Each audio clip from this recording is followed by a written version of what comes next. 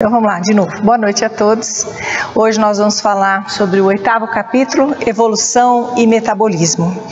O que é que nós entendemos por metabolismo? São as reações químicas que foram incorporadas ao longo dos tempos para que nós conseguíssemos processar os alimentos que estavam disponíveis. Os primeiros alimentos disponíveis vieram das plantas. E até hoje nós consumimos as plantas para manter a nossa biologia, porque elas são fonte de vários nutrientes, de vitaminas, de íons que são essenciais para manter a nossa composição física. Depois vieram os animais. Então nós também precisamos desenvolver reações químicas capazes de processar a carne dos animais. Isso começou, a incorporação dessas reações químicas começa bem lá atrás, quando éramos uma célula, fomos multiplicando, seja por uma divisão de meiose e mitose, que foi assunto do capítulo passado, e essas células cada vez mais com volume corporal maior e um número de células aumentando de forma exponencial, precisavam desenvolver sistemas nutricionais efetivos, não só do aspecto morfológico, anatômico, tubo gastrointestinal, mas eram necessários também o desenvolvimento de substâncias químicas específicas que viessem a processar e extrair o máximo desses alimentos para que... Perdeu o começo? Para que esses alimentos pudessem então ser aproveitados na íntegra, tá? E é isso que o capítulo aborda hoje. Ele fala de alguns nomes dessas moléculas químicas que biologicamente nós vamos apresentar a vocês, tá? Suprimentos da vida. Observamos a chegada dos princípios inteligentes no mundo e a sua respectiva expansão, assim como um exército que, para atender às próprias necessidades, organiza de início a precisa cobertura de suprimentos. Primeiro, as bactérias, lavrando o solo para que as plantas proliferassem, criando uma atmosfera adequada ao reino animal. Depois das plantas, aparecem os animais, gerando recursos orgânicos para que o instinto pudesse expandir-se no rumo da inteligência. E aí vale um parênteses nessa frase. Este ano foi lançada uma frase por uma dessas revistas, autores de revistas científicas famosas, que sem a carne nós não teríamos desenvolvido o cérebro no tamanho que nós temos hoje, com o grau de inteligência que apresenta. E isso causou uma celeuma no aspecto científico e os debates começaram porque há pessoas que entendem que não devemos sacrificar os animais, que são nossos irmãos na realidade, para que mantenha-se a vida do corpo humano. E aí há uma discussão na literatura quanto a isso, né, de acordo com as correntes filosóficas de cada um. E em seguida ao animal surge o homem, plasmando os valores definitivos da inteligência, para que a humanidade se concretize a caminho da angelitude. Fases progressivas do metabolismo. Em todos os reinos da natureza, o elemento espiritual aprende a nutrir-se e preservar-se. Por milhares de séculos, repete as operações da fotossíntese, da assimilação clorofiliana no Império Verde, pela qual consome a energia luminosa e elabora matérias orgânicas, desprendendo o oxigênio indispensável à constituição do ar. Então as plantas fazem um trabalho duplo para a sobrevivência na Terra. Primeiro trabalho é captar o CO2, o dióxido de carbono, que é uma substância que se deriva dos nossos metabolismos corporais. Essa substância pode se tornar extremamente tóxica para o ser humano. No entanto, quanto mais vegetação a gente tenha, nós conseguimos capturar o CO2 num determinado momento das 24 horas e transformar esse CO2 em oxigênio, liberando a atmosfera. Não só fazem isso as plantas, mas também elas, durante esse processo, elas acabam gerando matéria orgânica, que é o material vegetal de que o ciclo da cadeia animal irá se alimentar. Do ar atmosférico, e recapitula as operações da quimiossíntese em formas autótrofas. Nós já falamos que essas formas são as formas que são capazes de gerar o seu próprio alimento. Então as plantas geram o seu próprio alimento, como sejam certas classes de bactéria que utilizam de energia química para viver através da oxidação de compostos minerais. Gradativamente, no domínio vegetal, assimila-se os mecanismos mais íntimos da respiração, absorvendo o oxigênio e eliminando o gás carbônico.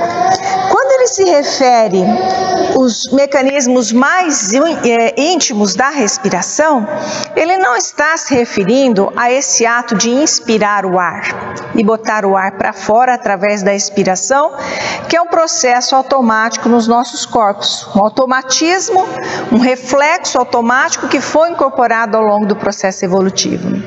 E quando ele fala nessa respiração mais íntima, ele está se referindo à respiração celular.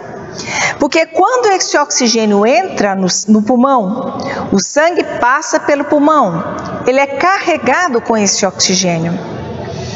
Ao mesmo tempo em que ele recebe o oxigênio, a molécula que vai transportar o oxigênio no sangue devolve o CO2 para o pulmão, que sai para a atmosfera.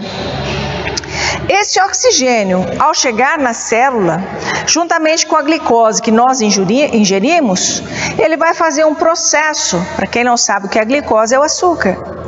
Ele vai fazer um processo de queima, de combustão. E é fácil verificar como o oxigênio é importante para a combustão. Basta acender uma vela e colocar um copo de ponta cabeça em cima dessa vela. Quando passamos no primário, com certeza a professora fez essa demonstração. Pelo menos as mais antigas faziam isso. À medida que o oxigênio deixar de existir dentro do copo, a vela se apaga. Então nós temos a necessidade de fazer a combustão usando oxigênio. E quando nós levamos o oxigênio através do sangue até as células, esse oxigênio vai formar a combustão celular, a respiração celular.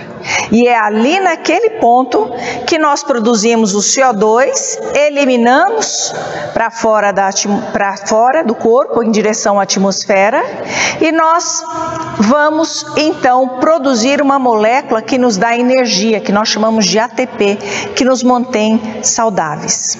Mas será que são só essas moléculas que serão produzidas nessa respiração celular? Não.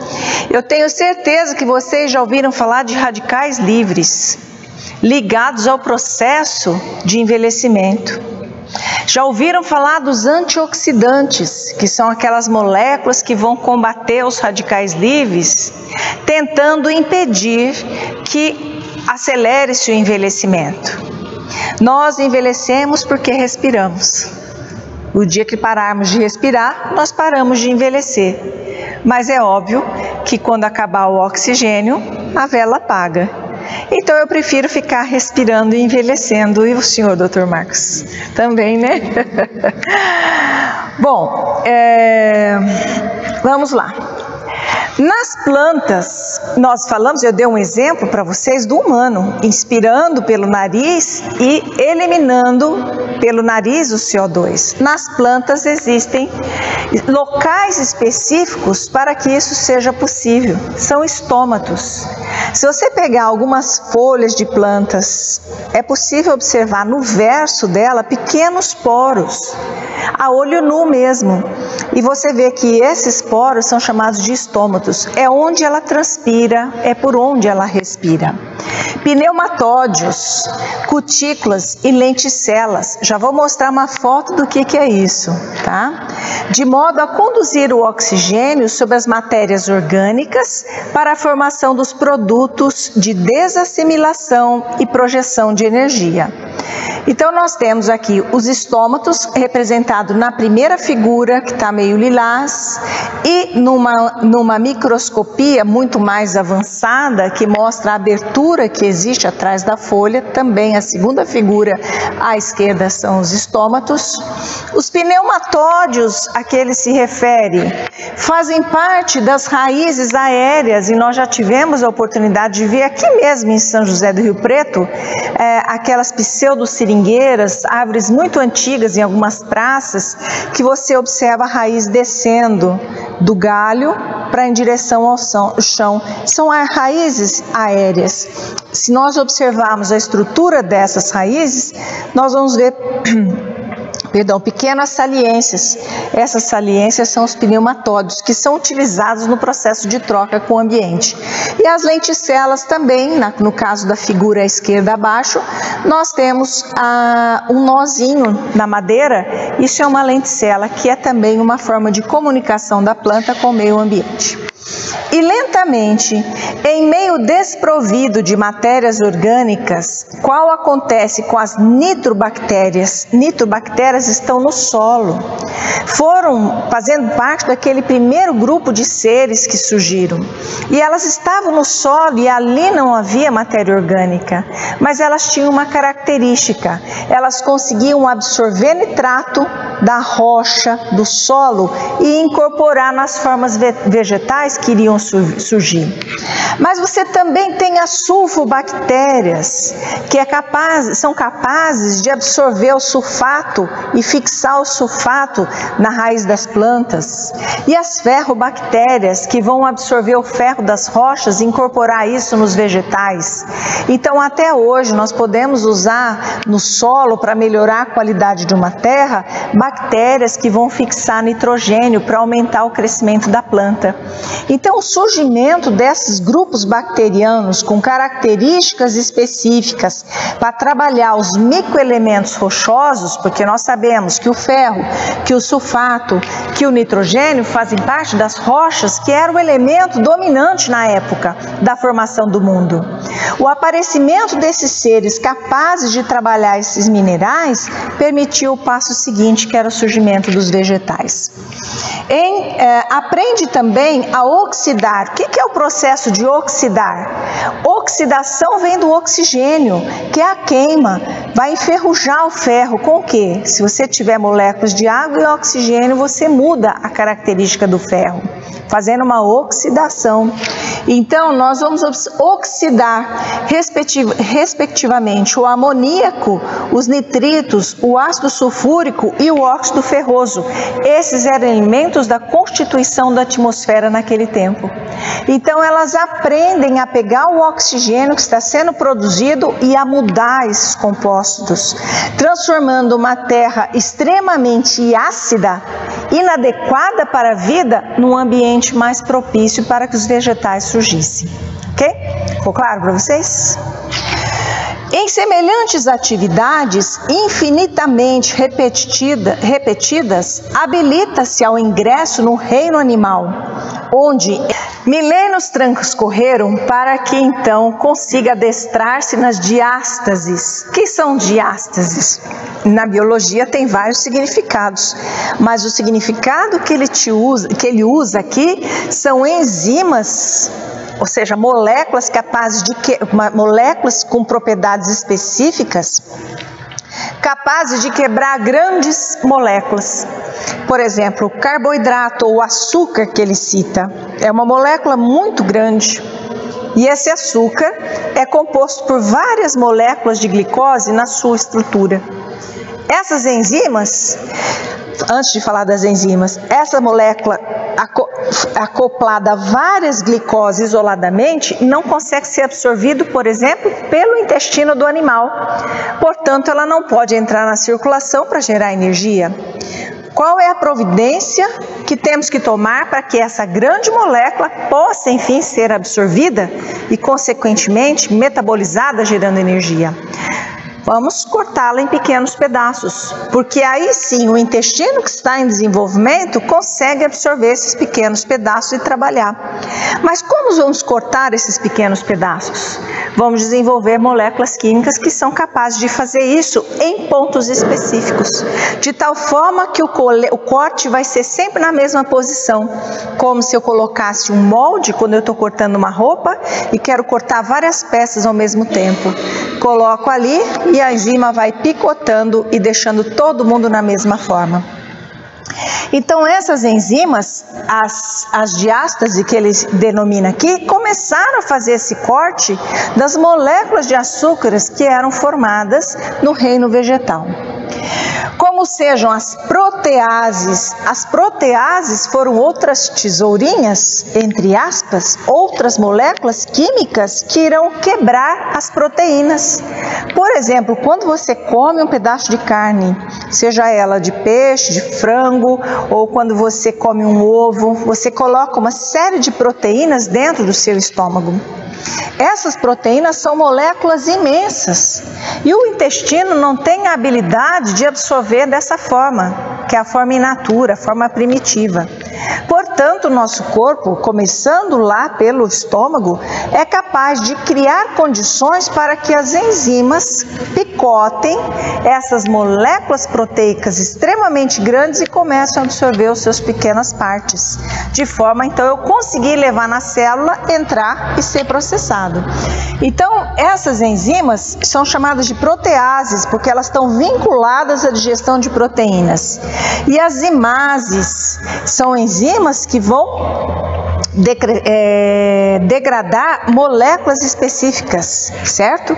Ligadas muitas vezes a carboidratos também. Entre os fermentos hidrolisantes e decomponentes. A crisálida, ou seja, a pulpa, o embrião da consciência, inicia-se dessa forma.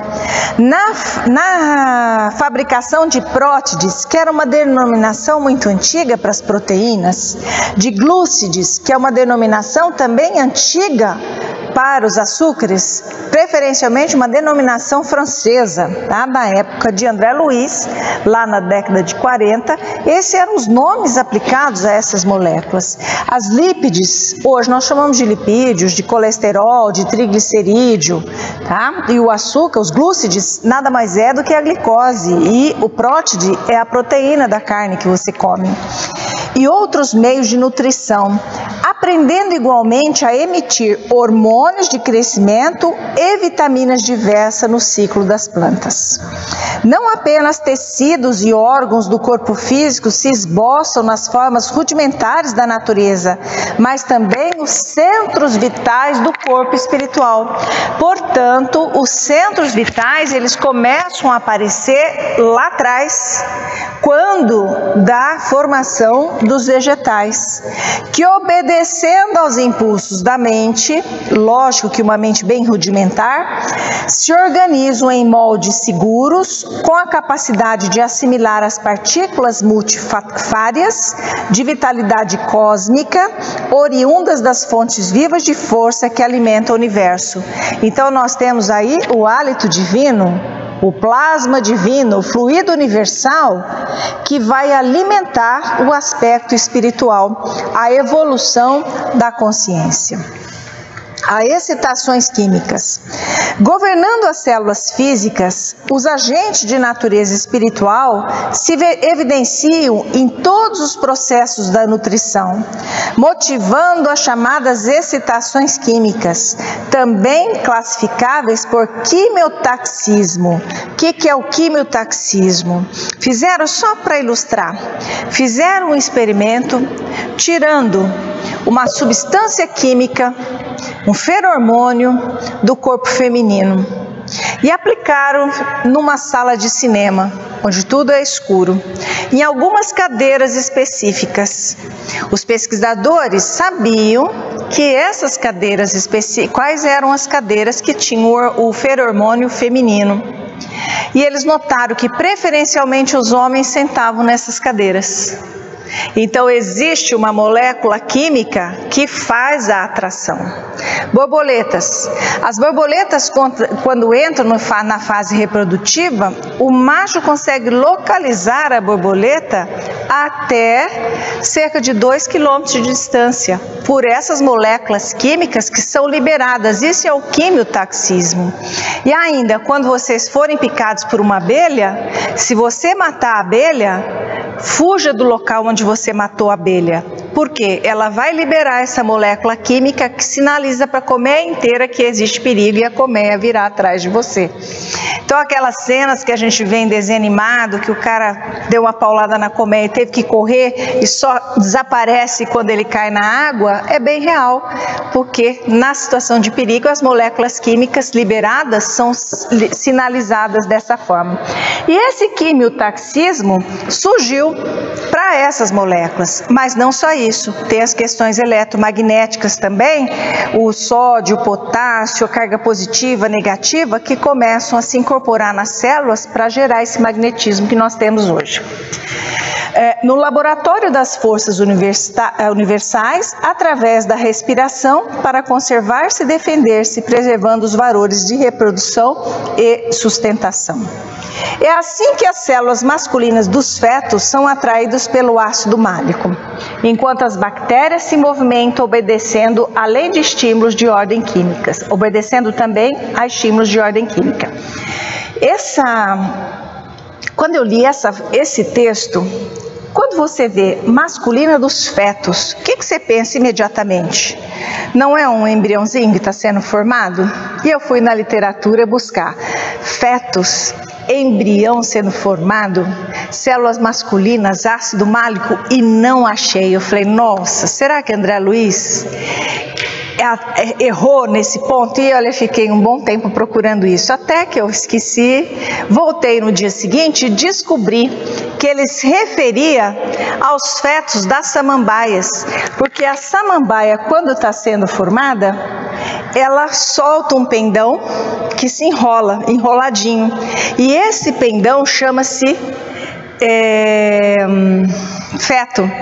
E para que a samambaia consiga fazer essa reprodução, o aparelho reprodutivo feminino da samambaia libera esse ácido málico que volatiliza e estimula os gametas masculinos a fazerem a fecundação e dar prosseguimento ao processo. Então o quimiotaxismo vegetal começa aí. Aí eu falei, não, tá certo, é isso mesmo, a literatura descreve isso, que nos fetos das samambaias tem a liberação do ácido málico. Os óvulos de certos peixes e quinodermos, que é o ouriço do mar, entre eles o ouriço, sem a presença da fêmea que os deita, tem o poder de atrair os espermatozoides separados da mesma espécie, demonstrando que arrojam de si mesmo substância específica na perpetuação que lhes é própria. O que ele está querendo dizer? Se você for pensar, por exemplo, num peixe, ali a fêmea faz a desova, mas você não tem espermatozoides ali de tudo quanto é espécie de peixe? Por que o espermatozoide da espécie específica vai fecundar aquele ovo e o outro não? Simplesmente porque a substância química só irá atrair os espermatozoides da espécie onde o óvulo foi liberado. E aí a gente tem condição de dar sequência a esse processo. Entre os animais, as células da reprodução segregam substâncias particulares com que se procuram mutuamente, evoluindo o veículo psicossomático para mais altos níveis de consciência sobre as mais amplas formas de quimiotropismo constante, em bases de excitação exógena e endógena. Administração do metabolismo. Laborando pacientemente nos séculos e alcançando a civilização elementar do Paleolítico, nós já tivemos a oportunidade de falar das eras geológicas aqui logo nas primeiras aulas, e o Paleolítico nada mais é do que um período no tempo de formação dos seres, né? A mente humana controla então quase que plenamente o corpo que se exprime, formando sob a tutela e o auxílio incessante dos construtores espirituais, formado sob a tutela e o auxílio incessante dos construtores espirituais, passando a administrar as ocorrências do metabolismo em sua organização e adaptação, através da coordenação dos seus próprios impulsos. Vejam, hoje nós temos muitas dificuldades com o nosso metabolismo. Vou exemplificar para vocês. Um dos primeiros casos de cirurgia bariátrica de São José do Rio Preto, o que é a cirurgia bariátrica? É quando o indivíduo faz a redução do estômago e muitas vezes retira um pedaço do intestino, porque ele tem o que nós chamamos de obesidade mórbida. E aí ele não consegue emagrecer, não consegue manter a dieta, não perde peso, devido ao peso excessivo ele não consegue fazer atividade física para melhorar a questão metabólica. E aí, o que é que vai acontecer? Esse sujeito segue para melhorar suas condições de pressão, de diabetes e uma série de outras patologias, ele segue para uma cirurgia que vai reduzir o estômago, que vai tirar um pedaço do intestino, que é onde faz boa parte da nossa digestão, né, a parte inicial, na tentativa de diminuir a absorção de nutrientes e de diminuir a capacidade do estômago para que não se coma muito. Na realidade, a cirurgia é uma cirurgia bastante drástica, que em algumas pessoas tem consequências, ficam com algumas sequelas, mas em outras o processo traz melhoras corporais tão significativas que se torna vantajoso. O que acontece é que, friamente analisando, você tira uma parte do seu estômago para lembrar que você não pode comer. Porque se você comer um pouco mais que 50 ml, 70 ml, você sente uma indisposição gástrica muito grande e começa a vomitar. Então, é uma forma de limitar a quantidade de alimento que você come. E ao indivíduo que se submete a uma cirurgia dessa, no primeiro caso, que foi feito em Rio Preto, observava que mesmo com a redução do estômago, o indivíduo conseguia ganhar peso. E aí eles foram investigar por quê. Ele bebia 15 latas de leite condensado por dia. Como não suportava coisas sólidas, ele tomava líquida, ia devagarinho. Porque o problema estava na mente. A compulsão estava na mente. A gente observa aí que a mente começa a regular o metabolismo. Vou dar um outro exemplo. Quem já viu alguém que fez lipoaspiração? Todo mundo aqui já conhece uma pessoa que fez lipoaspiração, ou tirou a barriga, ou tirou o quadril, deu uma ajeitada porque se sentia melhor assim. Quanto tempo dura aquele aspecto bonitinho? Alguns anos. Logo depois a pessoa engorda de novo e tem que ir para uma segunda lipoaspiração. O que o corpo faz? Dá um outro exemplo em cima dessa lipoaspiração. Você faz uma dieta durante 20 dias, né, doutor Marcos? Perde 4, 5 quilos, fica bem.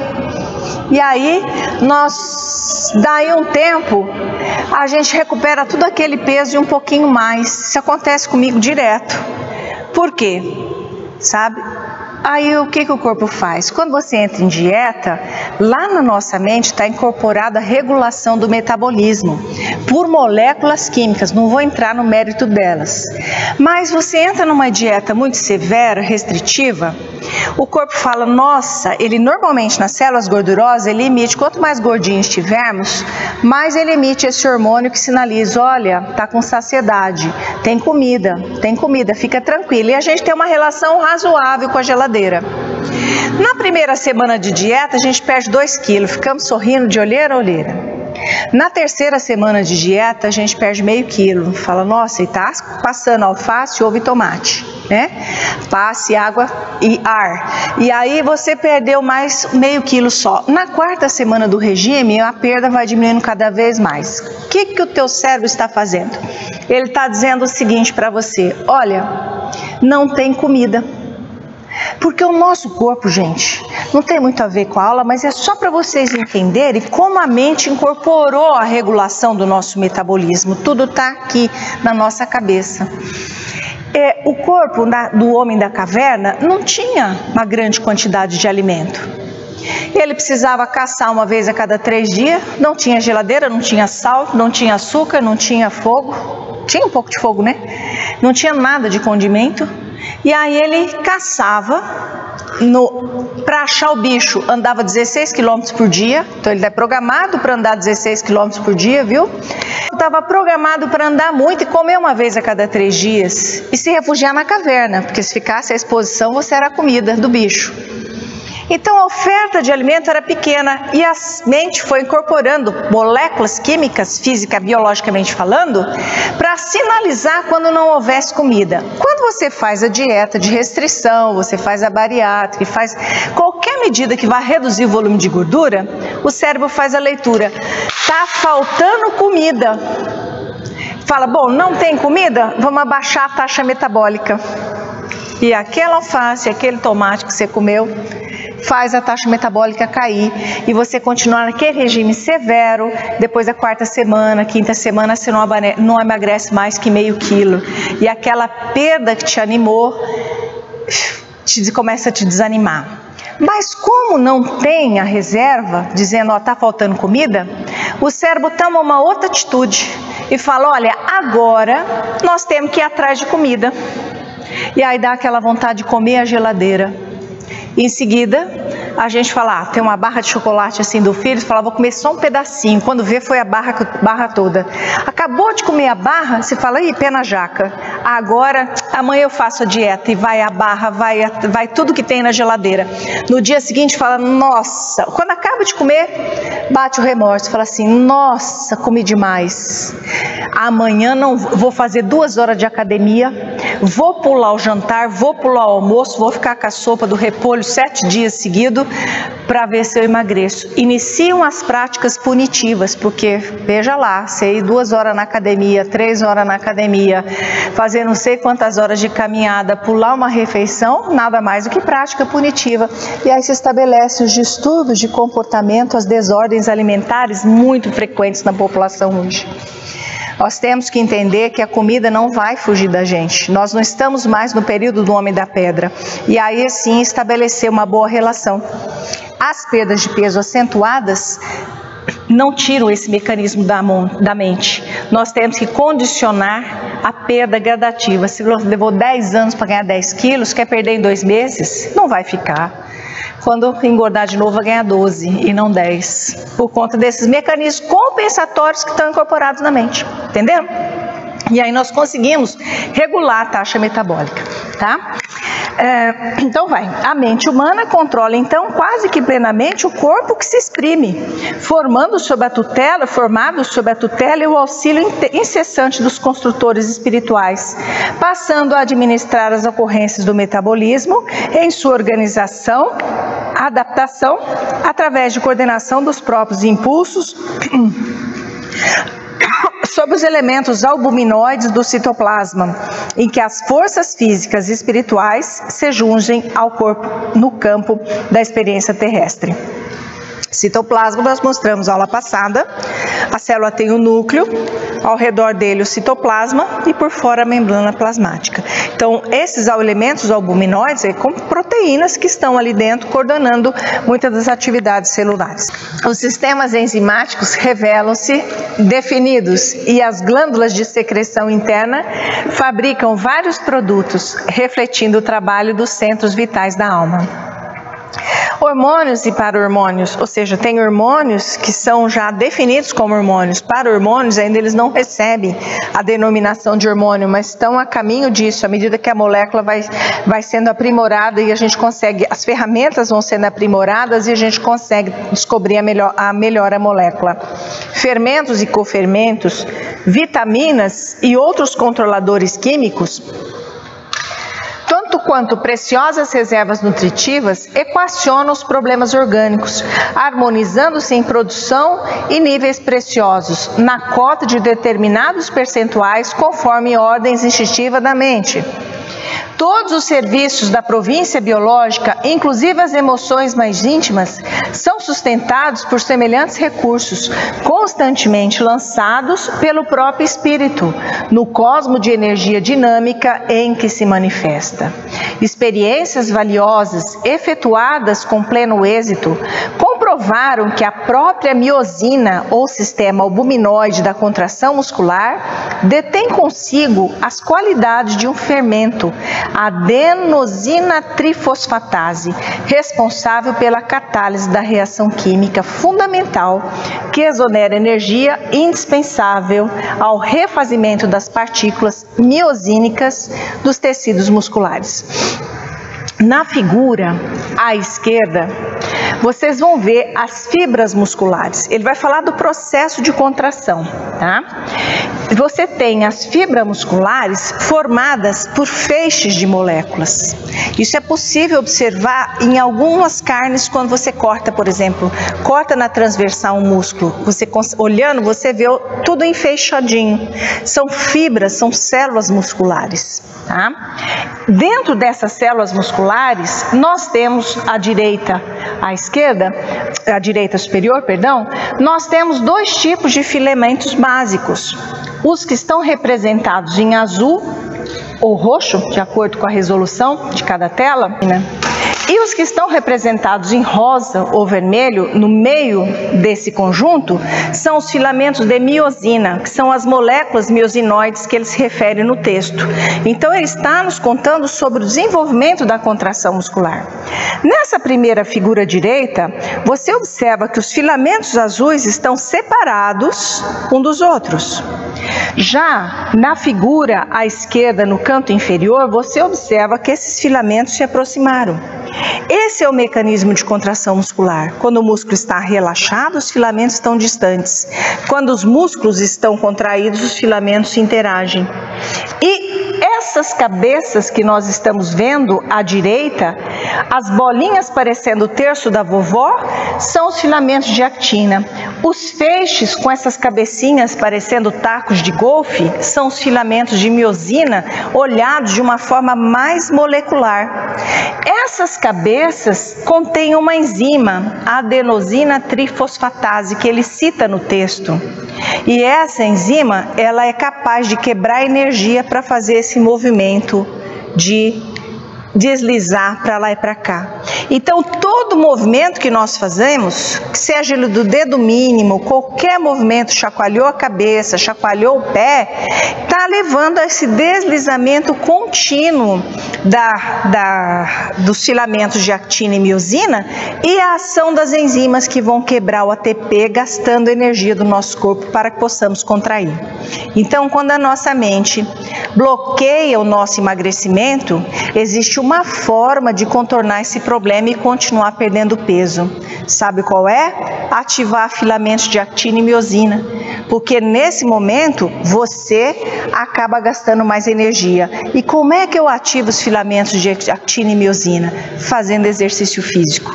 Então, quanto mais exercício físico eu faço quando eu estou de dieta, mais peso eu vou perder. Porque quando a mente falar abaixo a taxa metabólica, a queima da gordura, o seu exercício físico diz aumenta a queima da gordura e aí sim você consegue perder o peso. Então a dieta sem atividade física surte pouco resultado, ok? E o banho de sal? É relaxante, né? Acumulações, não emagrece nada. Acumulações de energia espiritual. Por intermédio dos mitocôndrios, que é a mitocôndria, aquela molécula que gera energia, onde a respiração celular vai acontecer, a respiração mais íntima, que hoje é causadora, as patologias que afetam a mitocôndria podem causar várias doenças, que podem ser consideradas acumulações de energia espiritual em forma de grânulos, assegurando a atividade celular. A mente transmite ao carro físico a que se ajusta durante a encarnação todos todos os seus estados felizes ou infelizes, equilibrando ou conturbando o ciclo de causa e efeito. Então aqui nós temos uma figura para mostrar para vocês, bem uma forma mais elaborada da célula. O que está em roxo ao redor é a membrana, no meio esse monte de organela que faz parte vão ser utilizadas para fazer proteínas, trabalhar com os lipídios, as enzimas, e essas pequenas reentrâncias rosadas que vocês estão vendo são as mitocôndrias, e essa figura no canto inferior é uma figura isolada de uma mitocôndria, que eu já passei na aula passada para vocês isso, tá certo? Então no núcleo da célula, que é esse componente lilás, roxo, né? Esse componente traz todo o DNA que nós armazenamos, as nossas experiências e as características que terão que ser dadas do nosso corpo, surgem a partir do núcleo da célula, e o citoplasma vai se encarregar de gerar essas características. Então vamos voltar ao texto aqui. No ciclo de causa e efeito das forças por ela própria liberadas nos processos endotérmicos, mantenedores da biossíntese, ou seja, são processos que vão absorver calor e gerar uma resposta. Quando você estende uma roupa no sol para secar, é um processo endotérmico. A roupa absorve o calor do sol e em contrapartida ela seca. Então você tem uma reação. E assim são os processos das nossas células, vão absorver e vão gerar calor. Nessa base, dispomos largamente de anticorpos e de múltiplos agentes imunológicos cunhados pela governança do espírito em favor da preservação do corpo, de acordo com as multimilenares experiências adquiridas por ele mesmo, na lenta e laboriosa viagem a que foi constrangido nas faixas inferiores da natureza. Então, o nosso sistema produz anticorpos, que são moléculas químicas que vão nos defender contra a entrada de vírus, bactérias e de agentes nocivos à nossa saúde. Por exemplo, quando eu estou respirando aqui e alguém espirra perto de mim, eu automaticamente, a uma distância de 1-2 metros, eu consigo captar o que essa pessoa exalou. Muitas vezes ela está com um quadro gripal, eu inspiro e as bactérias vão entrar dentro do meu sistema respiratório. Imediatamente o meu sistema de defesa, tem o sistema imunológico, que é o sistema de defesa, ele começa a produzir anticorpos para detonar e acabar e ativar células para acabar com essas bactérias. E ele vai nos protegendo.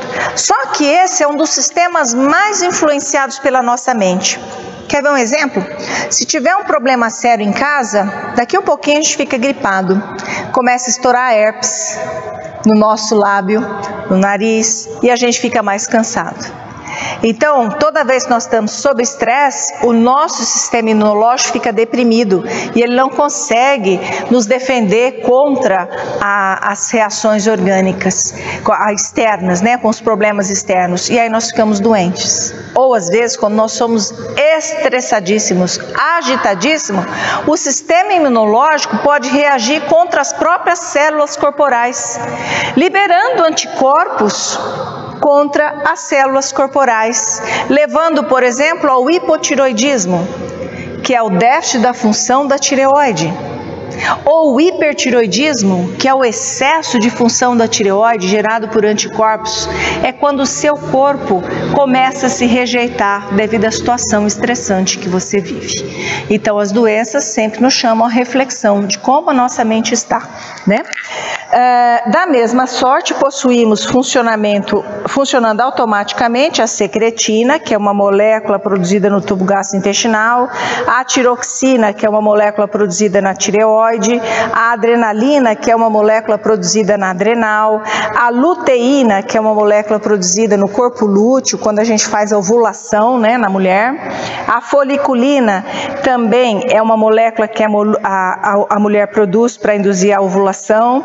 Os hormônios gonadotrópicos, que são os hormônios que vão atuar nas glândulas masculinas e femininas para levar ao processo de fecundação, e unidades outras entre as secreções internas à guisa de aceleradores e excitantes, moderadores e reatores, transformadores e calmantes das atividades químicas nos vários departamentos do trabalho em que se subdivide o estado fisiológico. Impulsos determinantes da mente. Vocês querem parar? Vamos parar? Está todo mundo cansado, né?